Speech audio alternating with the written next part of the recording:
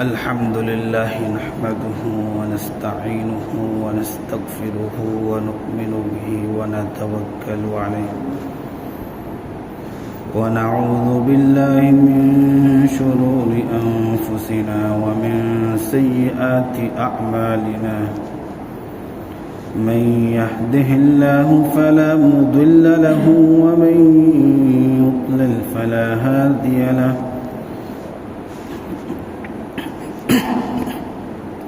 ونشهد أن لا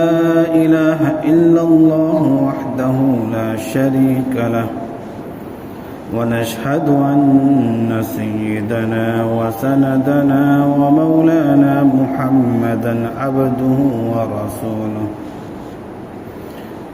صلى الله عليه وعلى آله وأصحابه أجمعين وبارك وسلم تسليما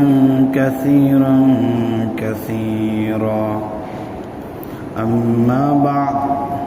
فقال النبي صلى الله عليه وسلم إذا كانت ليلة النصف من شعبان فقوموا ليلها وصوموا نهارها أو كما قال صدق رسول الله صلى الله عليه وسلم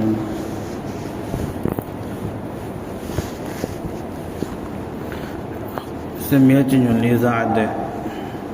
عالم تدنا بنيا شميا إسلام تدنا وين نينام تاجي ميا كميا دينها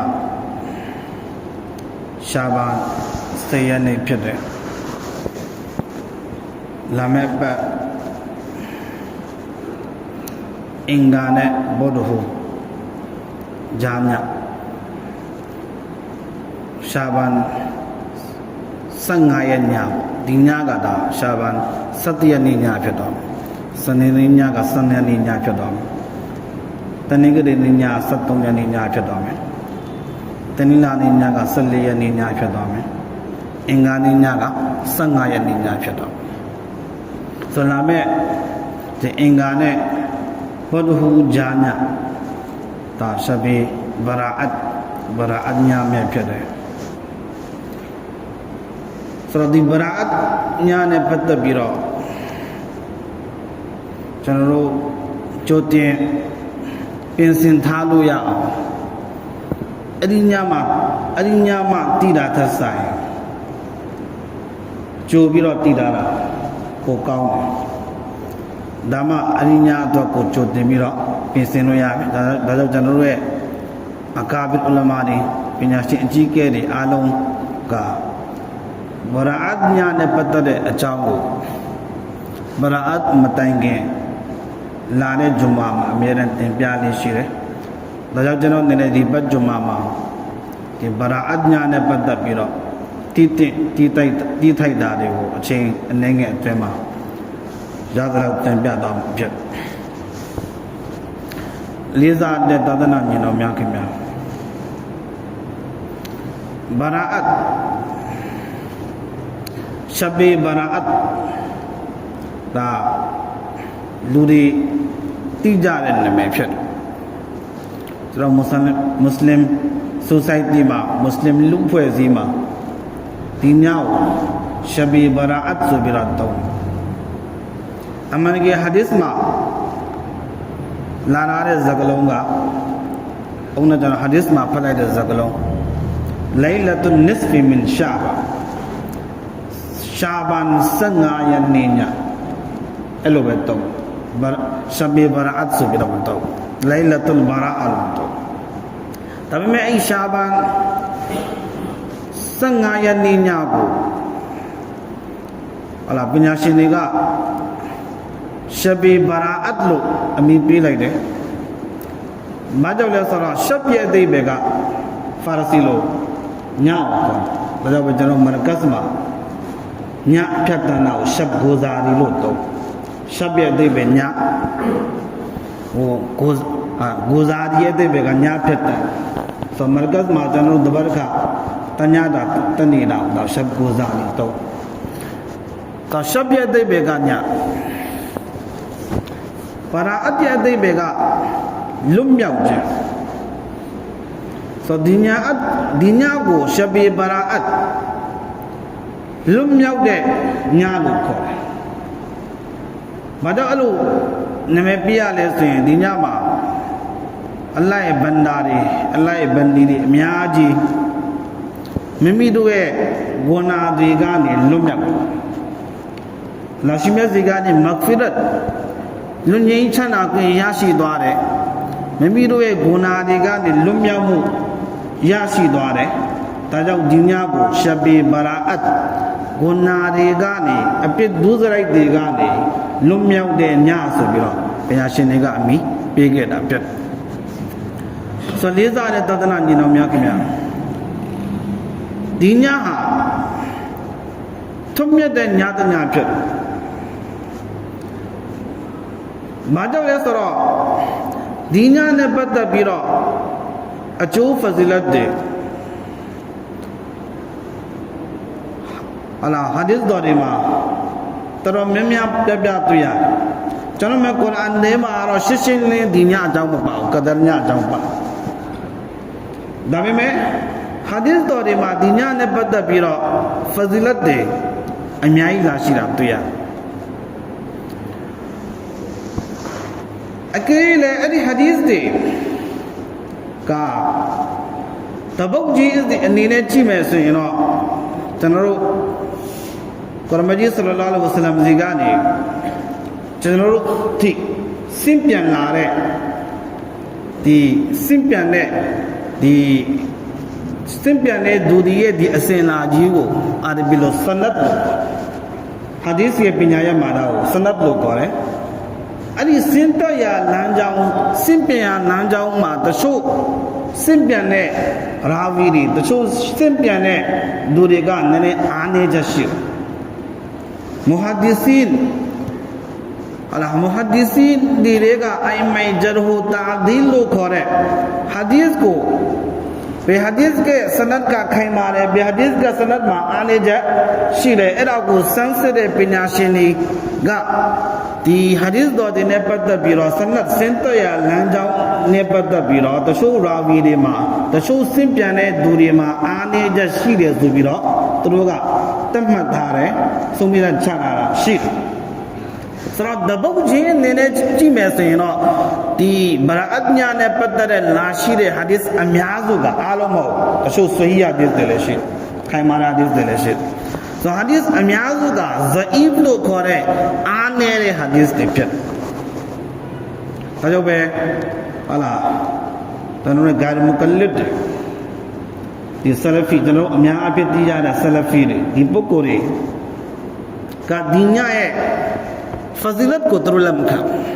ဘာရာအတ်ညာရဲ့ထွန်းမြတ်ခြင်းကိုသူတို့လက်မခံဘူးသူတို့ပြောတဲ့ဘာရာအတ်ညာဆိုတာမရှိဘူးဘာရာအတ်ညာရဲ့အီဘာဒတ်နဲ့တခြားညာရဲ့အီဘာဒတ်နဲ့တန်းတူပဲဟာဒီသ်အားနေတာကိုကြည့်ပြီးတော့သူတို့ကအဲ့လိုဆုံးဖြတ်ဒါပေမဲ့ဟာဒီသ်ရဲ့ပညာရှင်တွေကဟာဒီသ်နဲ့ပတ်သက်ပြီးတော့အူဆူလ်ဥပဒေတွေချမှတ်ထားတာရှိတယ်အဲ့ဒီဥပဒေတွေအရဟာလားအဲ့ဒီဥပဒေတွေအထဲမှာဥပဒေတစ်ခုအူဆူလ်တစ်ခုစီမင်းတစ်ခုကဘာရှိလဲဆိုရင်ဟာဒီသ်တပုတ်ကတပုတ်ဂျင်းစီအနေနဲ့ကတော့အားနေတယ်ဒါပေမဲ့အဲ့ဒါလို့အားနေတဲ့ဟာဒီသ်တွေအကြောင်းကတူတဲ့ဟာဒီသ်တွေအများကြီးဖြစ်သွားတယ်အားနေတဲ့ဟာဒီသ်တွေအများကြီးဖြစ်သွားရင်အဲ့ဒီဟာဒီသ်ကဟာဒီသ်ရဲ့အတုံးလုံးမှာဟာဆန်လီဂိုင်ရီလို့ခေါ်တယ်အဲ့ဒီဟာဒီသ်ကိုအမလလုပ်ပဲရှိတယ်အဲ့ဒီဟာဒီသ်ကနေဖဇီလတ်အကျိုးဖဇီလတ်တွေထွတ်မြတ်ခြင်းတွေကိုအတီးပြုတ်ပဲရှိတယ်ဒါဟာဒီသ်ပညာရှင်ချမှတ်တာအဆူလ်ဖြစ်ဥပဒေဖြစ်ဒါကြောင့်ပဲကျွန်တော်အာနာဘ်ကရောအဲ့လိုပဲအိုင်မိုင်အရဘာဒီမဇ်ဟဘ်လေးခုစလုံးကရောအဲ့လိုပဲအွမ်မတ်ရဲ့silsila ဟိုတမန်မကြီးဆလ္လာလဟ်အလัยဟိဝါဆလမ်ခေတ်ကနေစပြီးတော့ဒီကနေ့ချိန်ထိအွမ်မတ်ရဲ့လုံယိုးလုံစင်ကျွန်တော်မွတ်စလင်အွမ်မတ်ရဲ့လုံယိုးလုံစင်ဒါကိုအာရဘီမှာတအာမွတ်လို့ခေါ်တယ်အဲ့ဒါကလည်းအထောက်ထားတစ်ခုပဲ ဆိုတော့ကိုရမကြီးဆလ္လာလဟ်အလัยဟိဝါဆလမ်လက်ထက်ကနေစပြီးတော့ဒီကနေ့ချိန်ထိအွမ်မတ်တစ်ခုလုံးကမွတ်စလင်အွမ်မတ်တစ်ခုလုံးကဒီညာရဲ့ထွတ်မြတ်မှုကိုလက်ခံခဲ့တယ်ဒီညာရဲ့အီဘာဒတ်ကိုထွတ်မြတ်တယ်လို့မှတ်ယူပြီးတော့ဒီညာမှာအွမ်မတ်ကတစ်ခုလုံးကဟိုနဗီရဲ့ခေတ်ကနေစပြီးတော့ဒီကနေ့ခေတ်ကြီးအမတ်လုပ်ခဲ့တာဒါအကြီးမားဆုံးအထောက်ထားပဲဒီညာရဲ့တည်ရှိခြင်းဗရာအတ်ဆိုတာရှိခြင်းဗရာအတ်ညာကခိုင်မာထွတ်မြတ်တဲ့ညာဖြစ်ခြင်းရဲ့ဒါအကြီးမားဆုံးအထောက်ထားနံပါတ်1ထောက်တာတော့ဆဟာဘာဘောဟာမောလာနာမူဖတီတကီဆပ်နာမတ်ဘရကာတူမူလ်အာလီယာလို့တရှုဟာဒီစ်မှာကျွမ်းကျင်တဲ့ဒီမြေမောက်ခေတ်ကပညာရှင်တွေအများကြီးကဆုံးဖြတ်ထားတယ်ဆဟာဘီပေါင်း19ပါးစီကနေဆဟာဘီပေါင်း19ပါးစီကနေဒီညရဲ့ထွတ်မြတ်ခြင်းစိတ်မှန်ကြလာရှိတာဆိုတာဆဟာဘအများကြီးစိတ်မှန်တာဆိုတော့ဟာဒီစ်ပညာရှင်တွေချမှတ်ခဲ့တဲ့ဥပဒေအရာကိုဒီဟာဒီစ်ကဒီဗရာအတ်နဲ့ပတ်သက်ဗရာအတ်ညာနဲ့ပတ်သက်ပြီးလာရှိတာတဲ့ဟာဒီစ်တွေဟာဟာဆန်လီဂိုင်ဒီအစဉ်ရှိတဲ့အမလုတ်ဝင်ရှိတဲ့အထောက်အထားအပြည့်ယူဝင်ရှိတယ်နောက်တစ်ခါမှာကိုရမကြီးဆလ္လာလဟ်အလัยဟိဝါဆလမ်လက်ထက်ကနေစပြီးတော့ဒီကနေ့ချိန်ထိကဘာရဲ့နေရအနှံ့မှာရှိတဲ့အာရဗ်မှာကောအာရဗ်ပြင်ပမှာကောနေရအနှံ့မှာရှိတဲ့မွတ်စလင်အွမ်မတ်တို့တည်းလုံးကဒီညာကိုအထွတ်မြတ်ထားပြီးတော့ဒီညာရဲ့အီဘာဒတ်ကိုလုပ်ခဲ့ဒါအကြီးမားဆုံးအထောက်အထားဆိုလေးစားတဲ့တက္ကနာညီတော်များခင်ဗျာဒါကြောင့်ဟလာတချို့ပညာရှင်တွေပြောတဲ့ဒီစကားတွေကိုကျွန်တော်တို့နားမရောက်တဲ့နဲ့ကျွန်တော်တို့နဗီရဲ့လက်ထက်ကနေဒီကနေ့ချိန်ကြီးရှိခဲ့တဲ့ဒီအမတ်ကိုကျွန်တော်တို့ဆက်လက်ထိန်းသိမ်းရမယ်ဗရာအတ်ညာရဲ့ထွတ်မြတ်ဖို့ကိုကျွန်တော်လက်ခံရမယ်ဒီညကနေအကျိုးခံစားရမယ်ဒီညရဲ့ထွတ်မြတ်မှုကနေကျွန်တော်အကျိုးခံစားရမယ်ဒီညမှာလုပ်တဲ့အီဘာဒတ်ရဲ့ထူးခဲ့တဲ့အကျိုးဆဝါဘ်တွေကိုကျွန်တော်ရယူဖို့ကြိုးစားဆိုလေးစားတဲ့သာသနာ့ညီတော်များခင်ဗျာဒါကဗရာအတ်ညာနဲ့ပတ်သက်ပြီးတည်တဲ့နံပါတ်1စကားတစ်ခုဆိုနံပါတ်2စကားတစ်ခုဘာတည်တဲ့လဲဆိုရင်လေးစားတဲ့သာသနာ့ညီတော်များခင်ဗျာဆိုဦးနာရာဘီပေါင်းဆဟာဘာပေါင်းဆဟာဘီပေါင်း19ပါးကျော်ကနေဒီဟာဒီစ်ဗရာအတ်ညာနဲ့ပတ်သက်တဲ့ဟာဒီစ်တွေစင်ပြန်လာရှိထားတယ်ဆိုတော့အဲ့ဒီကဟာဒီစ်တချို့ကိုကျွန်တော်ဥမာအနေနဲ့ကျွန်တော်ရဲ့ message တွေသိအောင်ပြောပြလိုက်ခြင်းနဲ့နံပါတ်1ဟာဒီစ်ဒါကြော်ကြားတဲ့ဟာဒီစ်ဖြစ်တဲ့ကုရမကြီးဆလ္လာလဟ်အလัยဟိဝါဆလမ်ကမမီရဲ့ချစ်ဇနီးအွမ်မုလ်မုအ်မီနင်အိုင်ရှာဆစ်ဒီကာရဒီအလ္လာဟူတာလာအန်ဟာတခင်မရဲ့အခါမှာညဖြတ်တန်းညတရင်လို့တဲ့အခါမှာမိခင်မကြီးအိုင်ရှာဆစ်ဒီကာရဒီအလ္လာဟူတာလာအန်ဟာတခင်မကမမီရဲ့မဟဘုဘ်ကိုစမ်းကြည့်တော့မတွေ့အဲ့ရထမှာကိုရာမရှိဘူးဆိုမင်းသားတို့ရဲ့သဘာဝအတိုင်းဘလို့ပဲအွမ်မုလ်မုအ်မီနင်ဖြစ်နေပါစေအွမ်မတ်ရဲ့မိခင်မွန်ကြီးဖြစ်နေပါစေနဗီနောက်ဆုံးနဗီရဲ့ဇနီးအချစ်ဆုံးဇနီးဖြစ်နေပါစေမင်းသားပြောက်ပဲတဝန်တိုစိတ်ကတော့ရှိစိတ်မချဆိုတော့ငါရဲ့အလှဲ့မှာကိုတော်ကဘေဇနီးတွေစီများသွားလိုက်လဲဆိုတော့လိုက်ရှာကိုတော်ထားအဲ့တော့ကိုတော်ဘမာသွားတွေ့လဲဆိုရင်ဂျန်နတ်လ်ဘကီဂျန်နတ်လ်ဘကီဆိုတဲ့ကဘာသာမှာတွေ့ကိုတော်ဇီယာရတ်လို့အဲ့ဒါနဲ့တက်တိတ်လေးပြန်လာတယ်မကြောက်ဘူးကိုတော်မကြီးဆရာဆမ်ရောက်ရှိလာစာကူပဲအလာမ်အိုင်ရှာဆဒီကာရဒီအလ္လာဟူတာလာအန်ဟာဒီကမကကိုတော်မနာကြီးအမြင်မြန်လာတော့အသက်ရှူတာပြင်းတယ်ပြီးပြီလားအသက်ရှူတာပြင်းကိုတော်ရိပ်မိတယ်မိတယ်အိုင်ရှာအလ္လာဟ်နဲ့အလ္လာဟ်ရဲ့ရဆူလ်ကအတမပေါ်မှာမတရားလို့မှာဝဒီမှာစိုးရိမ်နေတာပြီးတော့ကိုတော်မိတယ်ဒီညငါဘာတော့ဟာလာကဘာဆန်ကိုသွားပြီးတော့တည်ဆုံးသွားတဲ့မွတ်စလင်ညီနောင်တွေတော့ဘာတော့ငါဇီယာရတ်လောက်ရတယ်ဆိုရင်လေးစားတဲ့သာသနာညီနောင်များခင်ဗျာကိုတော်မိတယ်ဂျေဘရာအီလ်ငါစီလာပြီးတော့ဒရင်ကောင်းတစ်ခုလာပါတယ်ဒီညမှာတဲ့အလောရှိမြတ်တခင်ဟာ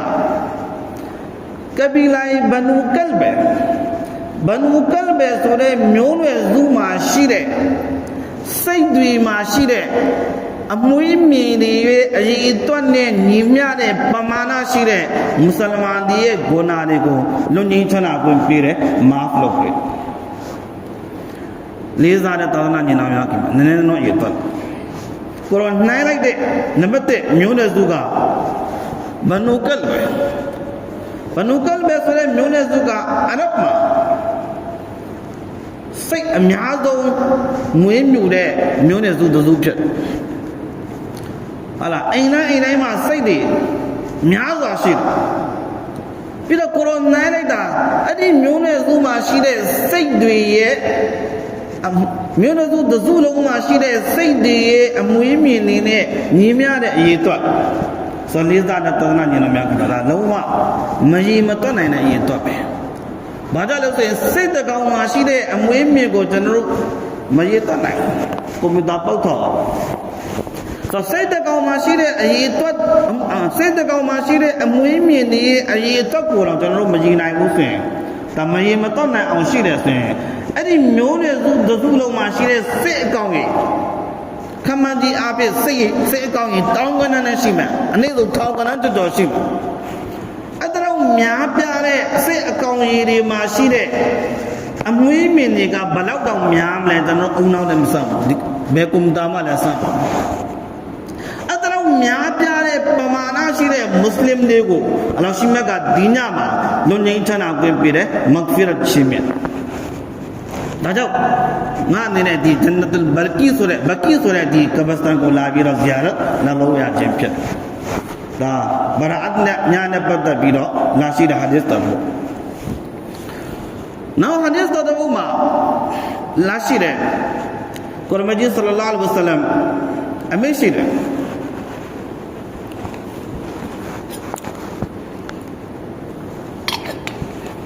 إذا كانت ليلة النصف من شعبان سنغايا نياغو ياو بيسوين دوغا براءت نياغو ياو بيسوين فقوموا ليلها نيابا ما عبادت لو جابا وصوموا نهارها نيبا ما روزا تاجا शाबान संगायन ने याव भी सुई न्याबा मा रोजा था न्याबा मा इबादत लो नेबा मा रोजा था पिरो कुरमजी सल्लल्लाहु अलैहि वसल्लम सल्लम में दे मादा वे सुई ने अनि न्यामा अला नेवे मी सोरा ने अल्लाह शिमत तखेगा आसमानी दुनिया जनरो मिन ट्वी नि यादे मोकांग की ये परमा तक को सेन ला भी रो चिन्या दे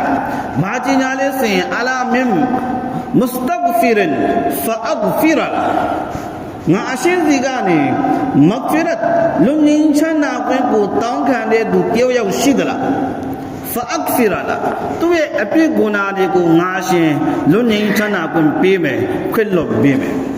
အဲ့လိုပဲဒုတိယတင်ညာကြလို့ရှင်မြတ်တင်ရတယ်အလာမင်မစ္စတာဇီကင်ဖအာရဇူကာဒီညမှာငါအရှင်းစီကနေရဇစ်ရိုဇီတောင်းခံတဲ့သူတူရှိသလားဖအာရဇူကာငါသူတောင်းခံတဲ့ရိုဇီတူငါရှင်းမြတ်မယ်အလာမင်မုဘတလန်ဖအူအာဖီယာအလာဘလာမုစီဘတ်တခုခုမှာမေဒုက္ခတခုခုမှာရှိနေတဲ့ဒုတိယဥရှိသလားပြီးတော့အဲ့ဒီဘန္နာကငါးစီကနေလွတ်မြောက်မှုအဲ့ဒီဘေးဒုက္ခကနေလွတ်မြောက်မှုတောင်းခံသလားဖအူအာဖီယာသူ့ကိုငါအာဖီယတ်ချင်းမြမယ်သူရင်ဆိုင်နေရတဲ့အဲ့ဒီဘလာမုစီဘတ်ဘေးဒုက္ခတွေကနေအခက်ခဲတွေကနေသူ့ကိုငါရှိမြတ်ကလွတ်မြောက်စေမယ်လို့အလ္လာဟ်မြတ်စတင်လာအလာကာဇာဒီလိုလူအချက်ရှိတဲ့လူရှိလားဒီလိုလူအချက်ရှိတဲ့လူရှိလားဒီလိုလူအချက်ရှိတဲ့လူရှိလားဆလေးစားတဲ့တဒရာညီနောင်များခင်ဗျာတဘရာအညာနဲ့ပတ်သက်ပြီးလာရှိတဲ့ဒုတိယဟဒီသ်ဖြစ်ဘရာအညာနဲ့ပတ်သက်ပြီးလာရှိတဲ့တတိယဟဒီသ်လေးစားတဲ့တဒရာညီနောင်များခင်ဗျာဒီဟာဒီသ်ကကျွန်တော်တို့ပို့ပြီးတော့အာယုံစိုက်ဖို့တင်တယ်ပို့ပြီးတော့မရာအညာမတိုင်ခင်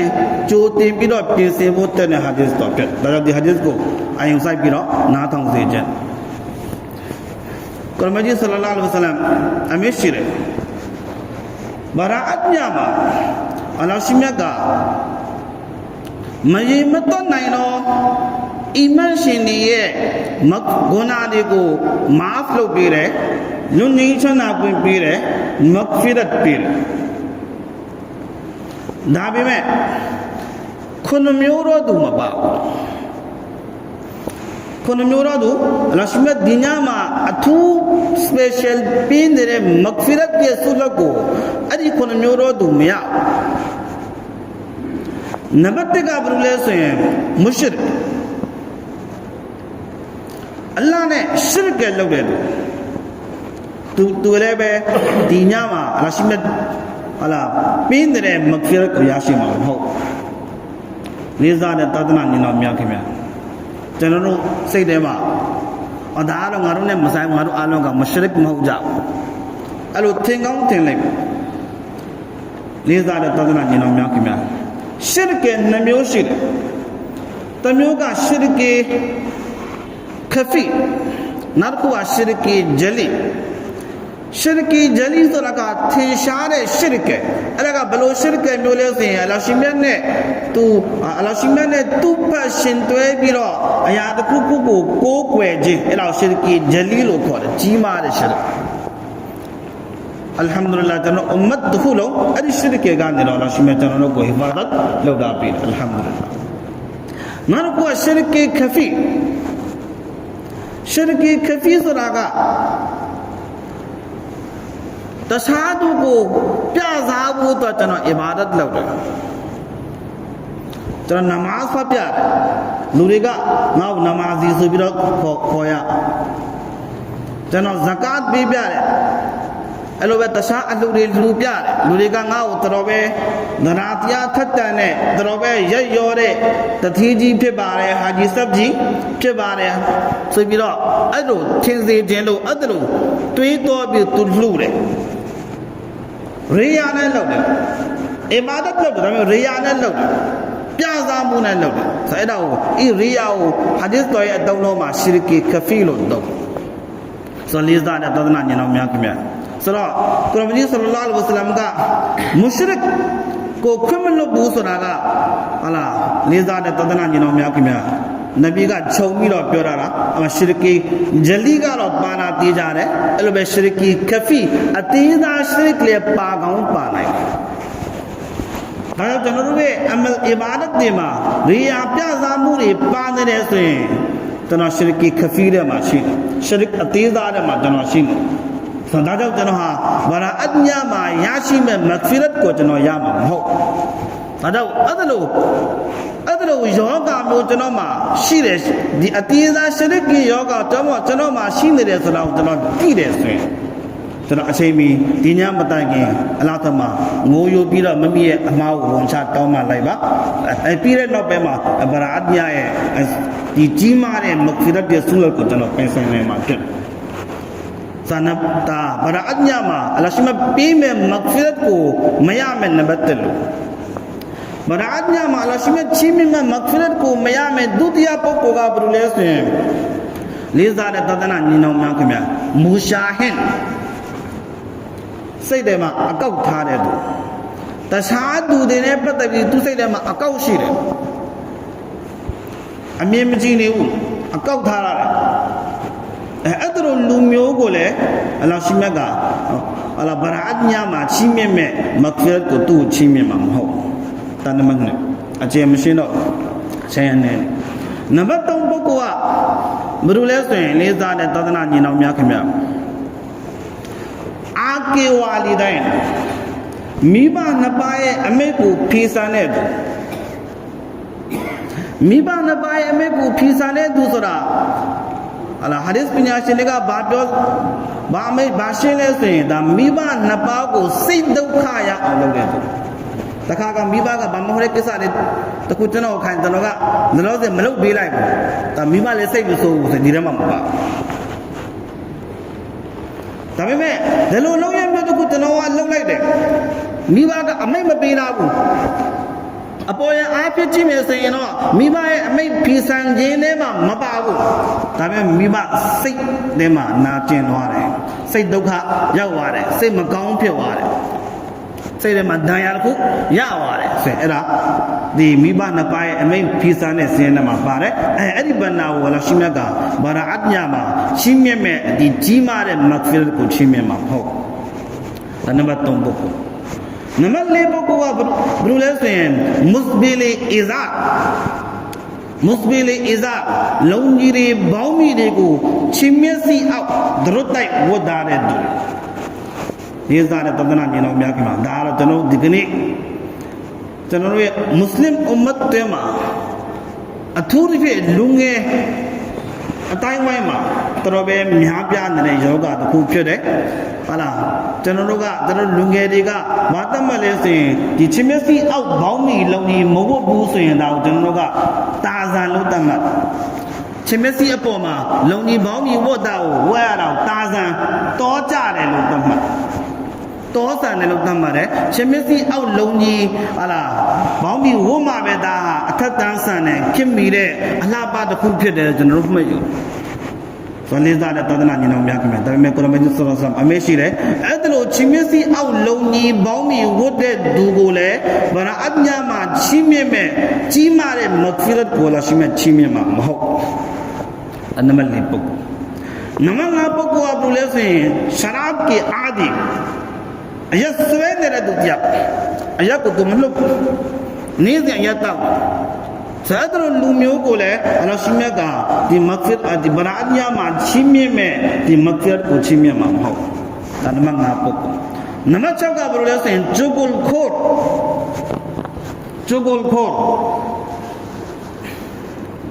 ဟာလာဂုံးလျှော့တဲ့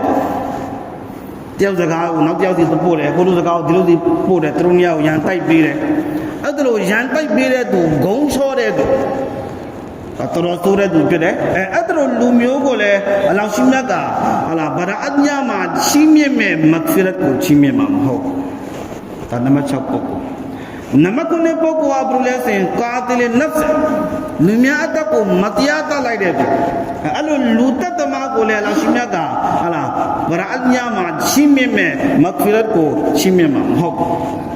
ဆိုတော့လေးစားတဲ့သဒ္ဒနာညီနောင်များကပါဒီ9မျိုးတော့ဘုနာစဒီ9မျိုးတော့ဘုနာကျွလုံတဲ့သူတွေကိုအလ္လာဟ်ရှိမြတ်ကဗရာအတ်ညာမှာမဂ်ဖီရတ်လွန်ငင်းချမ်းသာဖြင့်ပေးမှာမဟုတ်ဘူးဆိုတာကမဲတော့လေဆိုရင်ဒီလူတွေကတောင်းဝမလုပ်ရဘူးမိမိတို့ရဲ့ဂုဏတွေကနေတောင်းပါမလုပ်ရသေးဘူးဆိုရင်လောရှိမြတ်ကဗရာအတ်ညာမှာသူတို့ကိုဟာလာမဂ်ဖီရတ်မပေးဘူးအတေးဒီအုနာဂုဏ9မျိုးကိုကျွလွန်တဲ့သူကဗရာအတ်ညာမှာဗရာအတ်ညာမလာကေသူတောင်းပါလုပ်လိုက်တယ်အလ္လာဟ်တမစစ်မှန်တဲ့တောင်းပါတဲ့နဆူဟာလာစိတ်ရဲမှန်တဲ့တောင်းပါလုပ်လိုက်တယ်ဆိုရင်လေးစားတဲ့သာသနာညီနောင်များခင်ဗျာဇာအဲ့ဒါလို့ပုဂ္ဂိုလ်ကအခုနဂုဏ9ခုကျွလွန်ထားတဲ့ဇင်းထဲမှာသူမပါတော့ဘူးသူ့ဝလာရှိမြတ်ကဗရာအတ်ညာမှာချီးမြှင့်မဲ့ဒီကြီးမားတဲ့မဂ်ဖီရတ်ကိုချီးမြှင့်မှာဖြစ်ဒါကြောင့်လေးစားတဲ့သာသနာညီနောင်များခင်ဗျာကိုတီးပါတယ်Hadis mana syirah istafti qalbak မမြင်နှလုံးသားကိုဖတ်တော်တောင်းကိုပါလဲဆိုတာဘယ်သူမှလည်းမမြင်နဲ့ကိုအတိဆုံးပဲလူများရှိမှကိုကဟာလာဆူဖီအလာဝလာဖြစ်ခြင်းဖြစ်နေပေမဲ့ကိုပါလဲဆိုတာတော့ကိုသိတယ်ဆိုလေးစားတဲ့သဒ္ဒနာညီနောင်များခင်မှာဒါကြောင့်ကျွန်တော်တို့ကိုမေးပါမေးလို့အကေးကျွန်တော်ရဲ့နှလုံးသားထဲမှာအဖေကျွန်တော်ရဲ့နှလုံးသားကကျွန်တော်ဖတ်ဝါပေးတယ်မင်းဟာအခုနဂုဏ9မျိုးတည်းကတခုမှမင်းရှိနေတယ်ဆိုရင်လေးစားတဲ့သဒ္ဒနာညီနောင်များခင်မှာအချိန်မီအဲ့ဒီဂုဏကနေကျွန်တော်တောပါလုပ်ပါအဲ့ဒီဂုဏကိုရက်တန်းကရပ်ပါအဲ့ဒါလို့တောပါလုပ်လိုက်မယ်ဆိုရင်အင်ရှာအလ္လာဟ်တာလာနောက်တနည်းဒီအင်္ဂါနဲ့ဗုဒ္ဓဟူးကြားမှာလာရှိမြတ်ဗရာအတ်ညာမှာအလ္လာဟ်ရှိမြတ်ကကျွန်တော်တို့ကိုမမိအထူးချီးမြှင့်မဲ့အဲ့ဒီမဂ်ဖီရတ်ကိုကျွန်တော်တို့ကိုချီးမြှင့်မှာဖြစ်ပါတယ်။လာရှိမြတ်ကကျွန်တော်တို့အားလုံးကိုဗရာအတ်ညာကိုအကောင်းဆုံးပုံစံနဲ့ဖြတ်တန်းနိုင်တဲ့တောဖီဆွာချီးမြှင့်ပေးတာဘုရားစီအလ္လာဟူမဝဖ်ဖစ်နာဝါအာခီရူဒါဝါနာအန်အလ်ဟမ်ဒူလ illah ရဘ်ဘီလ်အာလမီ